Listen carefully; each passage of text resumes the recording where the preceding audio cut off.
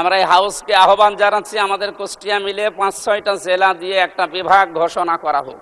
আমি বারবার যাই, কিন্তু বিরোধী দলে থাকার কারণে মনে হয় ওনারা গুরুত্ব দিতে চান না, খালি ঘোরাতে থাকেন। জনাব মোহাম্মদ আমির হামজা, আপনার সময় 5 মিনিট। ধন্যবাদ আপনাকে। আসসালামু আলাইকুম রহমতুল্লাহ। মাননীয় স্পিকার, আপনাকে ধন্যবাদ। আমরা সেই সংসদের প্রথম দিন থেকে আরম্ভ করে আজকের এই দিন পর্যন্ত প্রত্যেকের মুখেই একই কথা শুনছি যে আমাদের নেই নেই নেই। এই বিষয়টা সামনে যেন আর আমরা নিয়ে আসতে না হয়, এজন্য আমি কিছু প্রস্তাবনা এই মহান সংসদের মাধ্যমে যারা দায়িত্বে আছে তাদের দৃষ্টি আকর্ষণ করছি। বাংলাদেশ সহ বিশ্বের বিভিন্ন দেশ ভ্রমণ করার মাধ্যমে আমি যেগুলো পেয়েছি, বিশেষ করে মালয়েশিয়া, আমরা একটা তথ্য ওখানে জানি যে 20-22 বছর আগেও তারা আমাদের নিচে ছিল, তো তারা আজকে দাঁড়িয়ে গেছে বিশ্বের বুকে যে সমস্ত বিষয়গুলো সামনে নিয়ে আসার কারণে। আমি কয়েকটা বিষয় সেখান থেকে পেয়েছি। তার 1 নম্বরে তাদের যে সমস্ত জমি জায়গাগুলো আছে, এই বিশাল ল্যান্ডগুলো তারা বিশেষ করে চায়নাকে, তুরস্ককে এবং অন্যান্য আশপাশে যে সমস্ত উন্নত দেশ আছে তাদেরকে আহ্বান জানিয়েছে যে আমাদের এই জায়গাগুলো ব্যবহার করেন, আর আমাদের বেকার যে মানুষগুলো আছে এগুলো কাজে লাগান। Spanish digital print tiles, ATI tiles, এক টাইলসে জীবন পার।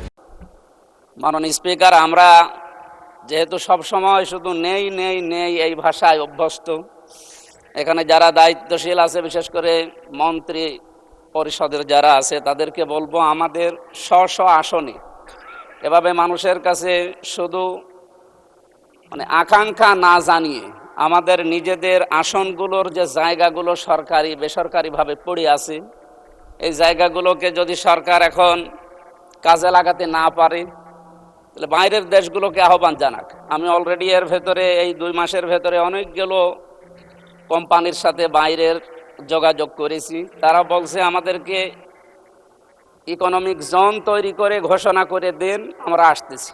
এসে এই জায়গাগুলোতে অন্তত আমার কুষ্টিয়া সদরের 3 আসনের যে জায়গা পড়ে আছে, আমার হরিপুর ইউনিয়নের একটা জায়গা পড়ে আছে, ওখানে প্রায় 1000 একর। কুষ্টিয়াতে একটা অনেক পুরাতন মিল পড়ে আছে, মোহিনী মিল, যেখানে 300 বিঘার উপরে জায়গা পড়ে আছে। এরপরে আরও বিভিন্ন জায়গা, সুগার মিলে ওখানে প্রায় 750 বিঘা জমি পড়ে আছে। এই জায়গাগুলোকে সরকার কাজে লাগাচ্ছে না, খালি কথার উপরে আমরা এই চলমান অবস্থায় আছি এই 2 মাস। আমি অনেকগুলো জায়গায় যোগাযোগ করেছি, কিন্তু সাড়া পাচ্ছি না। অথচ এলাকাতে যে সমস্ত বিষয়গুলো নিয়ে এখন তোলপাড়, এলাকায় যাওয়া যায় না।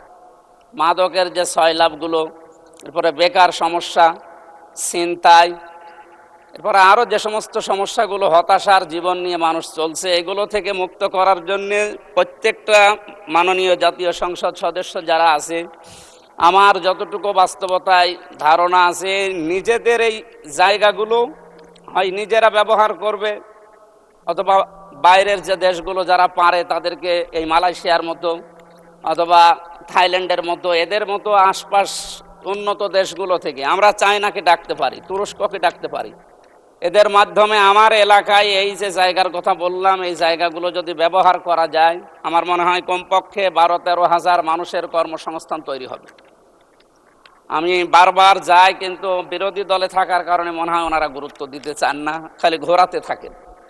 আমার কুষ্টিয়াতে সবচাইতে 7,500, আমি কিছুদিন আগে বলেছিলাম এখানে 750 কোটি টাকার একটা প্রজেক্ট, এটা শুধুমাত্র কিছু কারণে চালু হচ্ছে না পূর্ণাঙ্গভাবে। 23টা বিভাগ চালু হওয়ার কথা, সেখানে প্রায় 5-6টা জেলার মানুষের উপকারের জন্যে। এই আর্মিদের সেখানে বসবাস করার কারণে আমরা পূর্ণাঙ্গভাবে চালু করতে পারছি না। আমি আজকে স্বরাষ্ট্রমন্ত্রীকে আহ্বান জানিয়েছি, উনি আরও সময় চান। এই সময় চাইলে মানুষ তো অসুস্থ হয়ে মরবে। এজন্য আহ্বান জানাবো, আমরা বিরোধীতে আছি তাই কি, আমরা তো সরকারের জনগণের জন্য কথা বলছি, সুতরাং আমাদের কথা যেন গুরুত্ব দেওয়া হয় ও অতি দ্রুত এখান থেকে আর্মি অপসারণ করা লাগবে। আপনি কোথায় দেবেন? বিভিন্ন জায়গায় পড়ে আছে আমাদের কুষ্টিয়া শহরের বিভিন্ন জায়গা, ওই জায়গাগুলোতে এখন যদি জরুরি রাখা লাগে সেখানে রাখবে। এই জায়গাটা পরিষ্কার না করা হলে আমাদের সেবা ব্যাহত হচ্ছে এবং বিভাগগুলো খোলা যাচ্ছে না। আমরা কালকেও কুষ্টিয়া থেকে আসলাম এই কথাগুলো জানার পর। আমাদের এলাকায় যেহেতু জাতীয় নেতা এর আগে যারা ছিল তারা এভাবে হয়তো উদ্যোগ নেয়নি। আমাদের একটা পুরাতন জেলা কুষ্টিয়া, সেই 17 বা 19টা জেলার ভেতরে একটা আমাদের প্রাণের দাবি এলাকায় যে 5-6টা জেলা মিলে প্রশাসনিক গতি।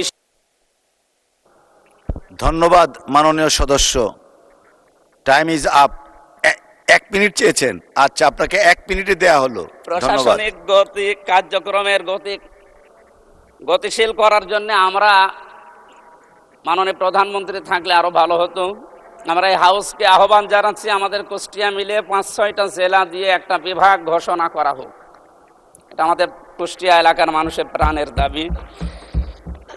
এরপরে আমাদের কুষ্টিয়া অঞ্চলের সবচাইতে বড় সমস্যা যেটা বললাম, বেকার সমস্যা দূরীকরণে যে উদ্যোগগুলো আমরা নিয়েছি হাতে, এগুলো আমরা বিভিন্ন জায়গায় চিঠিও দিয়েছি, মন্ত্রণালয়ে যোগাযোগও করছি। আপনার মাধ্যমে আমরা আহ্বান জানাই তারা যেন সাড়া দেয়।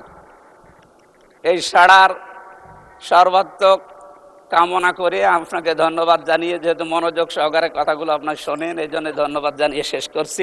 সালাম আলাইকুম। অসংখ্য ধন্যবাদ আপনাকে।